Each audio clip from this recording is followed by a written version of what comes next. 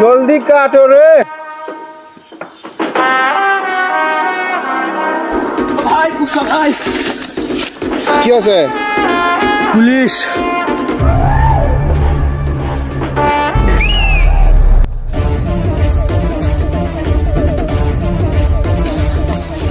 কি রে পুষ্পা? এই পুষ্পা, আমি খবর পেলাম যে তুই চন্দন কাঠ বলে পাথর করে বেঁচেছ। কি স্যার, আমি তো খবর পেলাম আপনার বউ অন্য কারোর সাথে ভাগে গেছে। এই পুষ্পা, আরে সাহেব, যাই যে রেখে আপনি সেটাই বিশ্বাস করেন?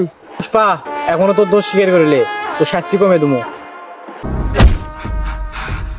पुष्पा पुष्पराज मैं झुकेगा नहीं साला।